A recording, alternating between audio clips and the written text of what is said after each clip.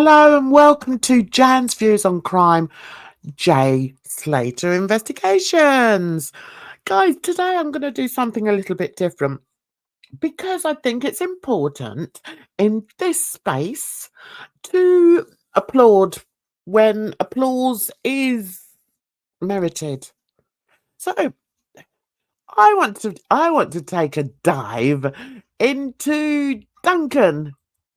Now, Duncan Smith. He talks about the Jay Slater case in depth. Look. No bells or whistles. I love that. Unlike myself, because I like the bells and whistles. I like my long intro. I like my little graphics. I do have a few people that don't. But hey ho, you can always click off. I mean, anyway, before we go on, how are you? I hope you're well. It's been my birthday weekend.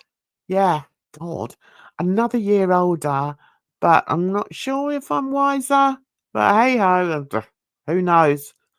Anyway, I hope you're all well. I hope you're keeping warm. We've got Storm Bert thrashing about outside at this moment. It, I don't know. He seems to have sort of fizzled out somewhat. Always makes me laugh. You have these great big headlines. We're going to be battered by Storm Edna or Storm Claude. And now we've got Storm Bert. And to be honest, yeah, it's been a bit windy, but nothing much. Anyway, back to Duncan. Right. So I'm looking here. Right. Looks like he started 6 months ago.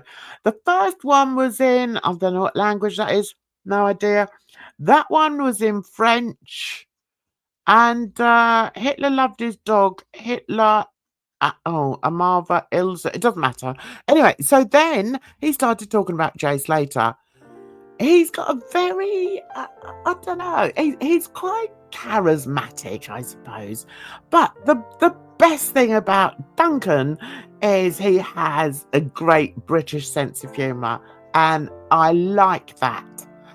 So, and also the other thing I like about Duncan is that he appears to do an awful lot of research. He speaks a lot of sense. So, let's take a dive, shall we? I want to look at this latest one of his, which is called A Word of Caution. Well, 6 words of caution, in fact. So I thought maybe we could have a look at this together. What do you think, guys? Okay, then. Here we go. Now, first things first, I want to read his description, which reads, "We mustn't get carried away with what many are celebrating as progress in the Jay Slater case. The authorities have not given any indication they are pursuing anything, to my mind. Will Ayub's in-car video of his banter with Jay dispel a whole slew of theories about where and how Jay met his end?" That's a really good description. Yeah, he's going to go over this, guys. So let's play it and then we'll stop and we'll have a little chit chat about it. I'll give my views and yeah, okay. And then it'll be over. Anyway, here we go. Because without wishing to sound too pessimistic, I'm getting the feeling there's a little bit too much optimism out there about things that are going on, might be going on, which I think aren't going on. Let me go through this. Number one, the inquest. A lot of talk about the inquest, the upcoming inquest. What will the inquest find? The inquest in January, the inquest at the end of this year.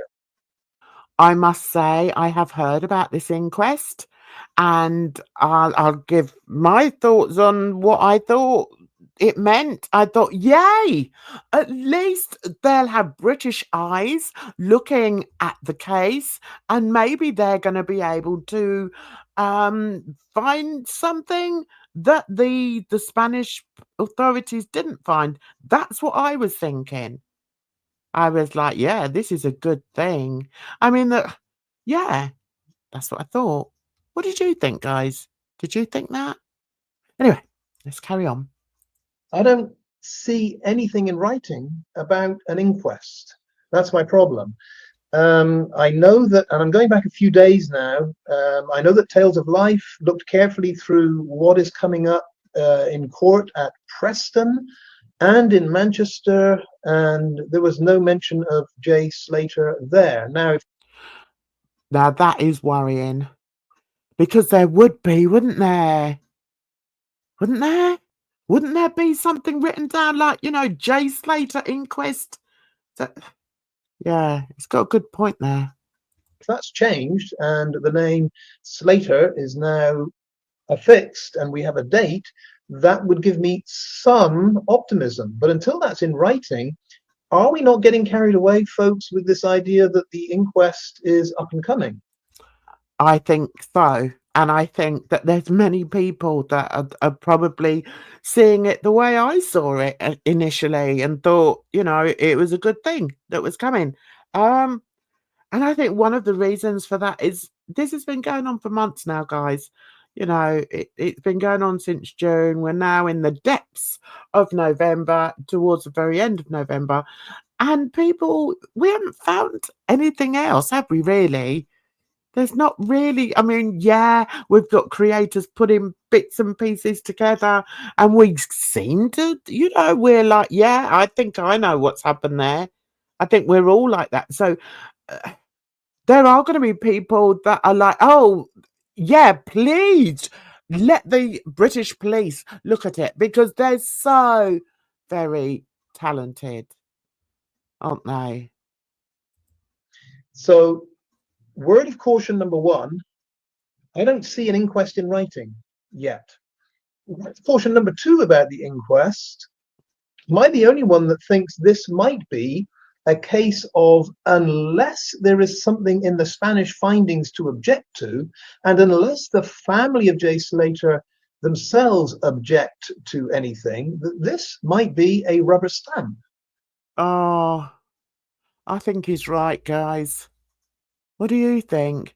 I think what he's saying is it's just it's just a formality, really, that someone in power is going to say, okay, yeah, that's we're, it's not actually going to be an inquest in as much as there's going to be some sort of investigation.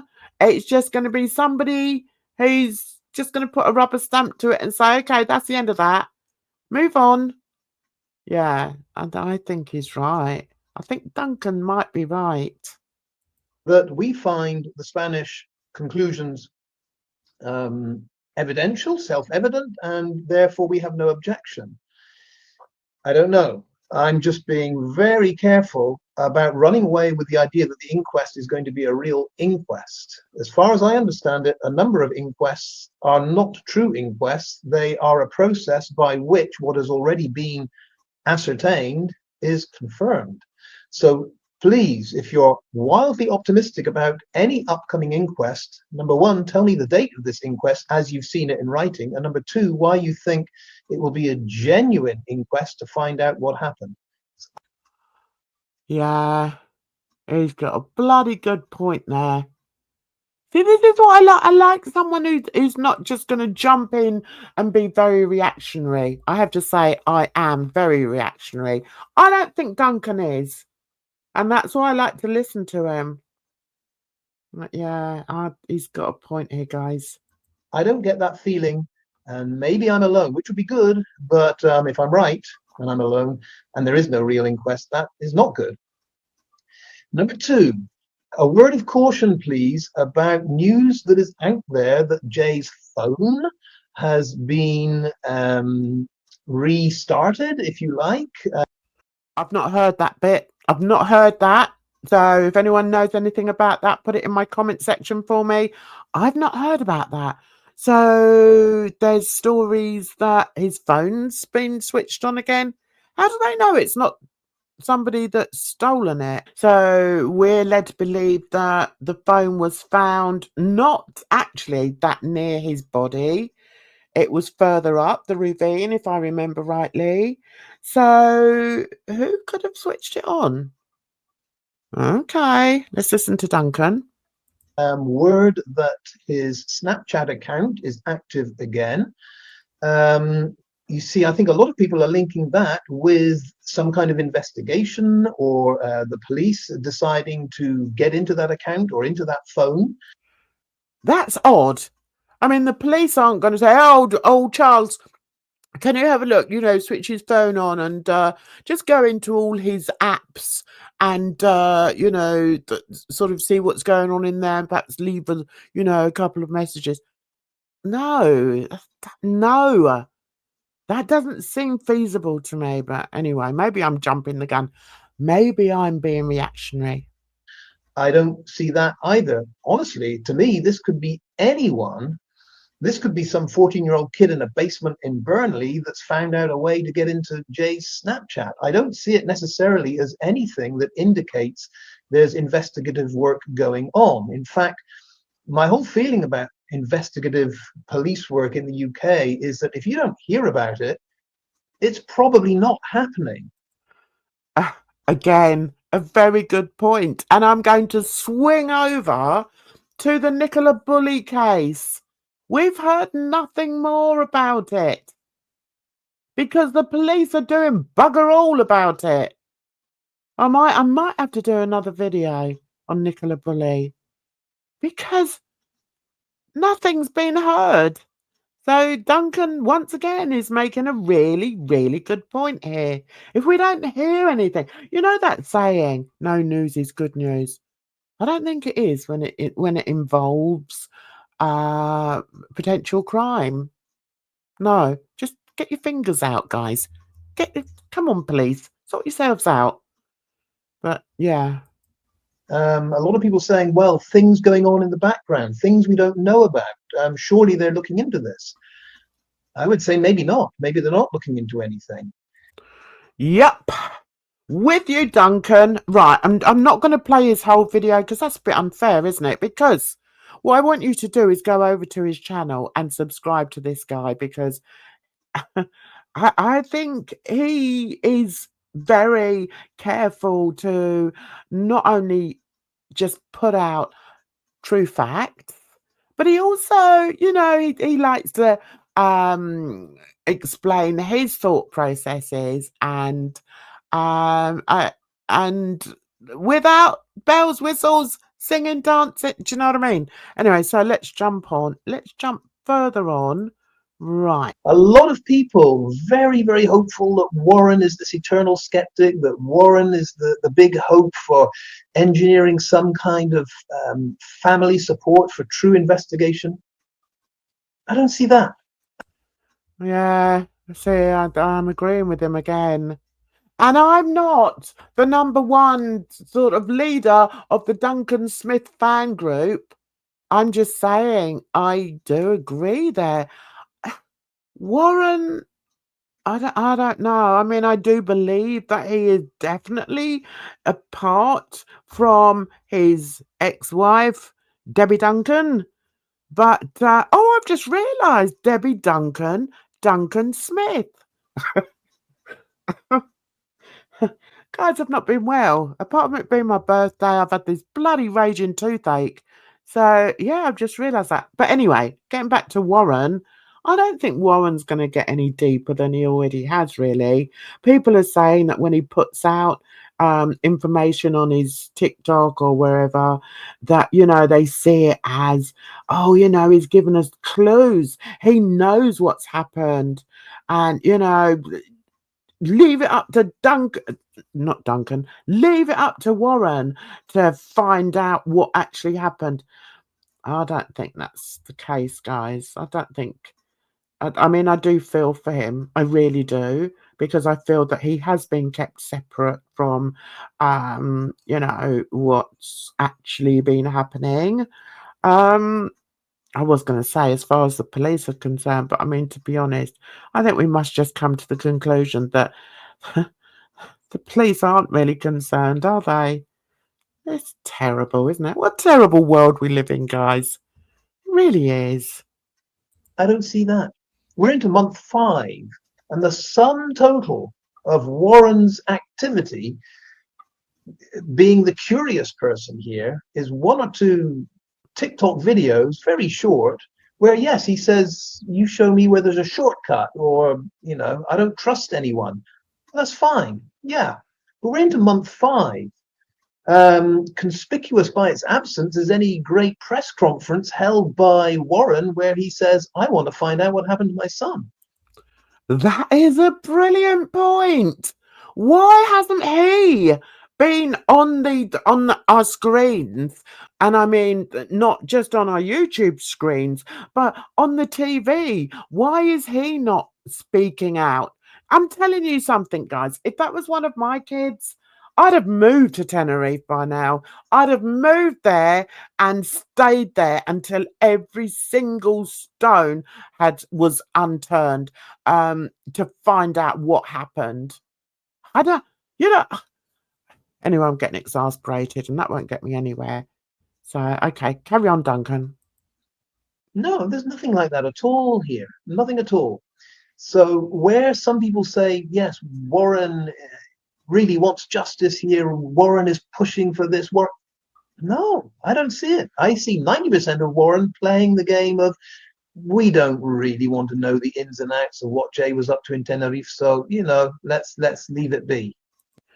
Oh, okay. Now this is the first time I'm going to disagree with Duncan. I don't think Warren's like that. I don't think he sort of thinks, oh, well, we don't know what he was up to, so let's not dig any further. I just feel that maybe he hasn't got the sources. Maybe I don't want to say he hasn't got the drive to do it, but maybe he hasn't got the resources to dig deeper. I don't know. But I think the point about him never actually giving or a formal interview or a formal plea, I think that's quite interesting. Yeah. What do you think, guys? What are your thoughts on Warren? Those of you that haven't watched or don't really know much about this case, Warren is Jay's father. Simply gets arrested and convicted for bystanding innocently. It's an unusual case, if that is the truth.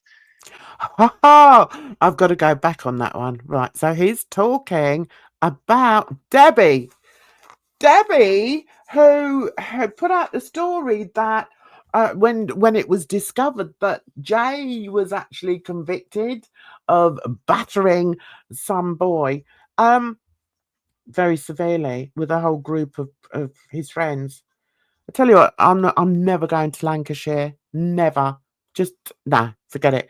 Anyway, so Debbie decided that she was going to tell everybody. Well, what actually happened was, they'd heard about this incident. Jay had heard about this incident where this boy was set upon, and she'd said to him, and apparently he'd said to her, and I was there, Mum. So Debbie, because she's a really good mother, said to him, well, I tell you what, I think you should go and tell the police what you saw at the time. So off they've tootled to the police, and you'll never believe it, guys. He gets arrested. Oh, okay. I don't know if I've told that story very well, but let's hope. I'm sure Duncan will tell it much better than I just did. Was arrested, was convicted in a court of law, and there aren't many cases where an innocent bystander simply gets arrested and convicted for bystanding innocently. Listen, I don't normally laugh when I'm doing my true crime analysis videos, but it's true though, isn't it, guys? How many times has a bystander been arrested and charged for bystanding? Okay, bit dodge that. It's an unusual case, if that is the truth, because according to Debbie, she and Jay voluntarily, no one came asking for this, but voluntarily went down to the police station to give Jay's side of what happened. Well, I'm not sure. What was the other side of what happened? If Jay had a side of what happened, I guess it sounds like his side of what happened was he was on the outside watching this terrible attack happen. He did nothing to prevent it and walked away. Now, in my experience, if you're an innocent bystander, you witness something terrible that happened and you walked away, you don't end up arrested, convicted, and sentenced. There's more to this than we know, and I have not read a complete transcript of that court case, and I doubt you have. But I do remember the judge remarking that Jay, among other defendants, laughed, smirked, and treated it all very, very lightly. Wow. Wow. Now listen, this video isn't to slag off Jay or to slag off the family, but in the investigations that have been going on, you know, all right, only online, apparently, because the police are doing bugger all about it. But it does seem we are finding out that, you know, Jay was, what can I say? Yeah. Having said that, he deserves justice because something happened to him. He didn't meet his demise the way that people are trying to say he met his demise, and I believe in justice. So anyway, that's my short delve into Duncan. If you like the look of him, go and follow him. He's good. He comes up with some very good reasoning for what's been happening in the Jay Slater case. So that's it for now, because I've gone way over my time. Have a good week, guys. Just take care of yourselves out there, because trust me, it's a rotten old world. And look out for blooming Storm Bertie. Jesus. Anyway, so until the next one, bye-bye for now.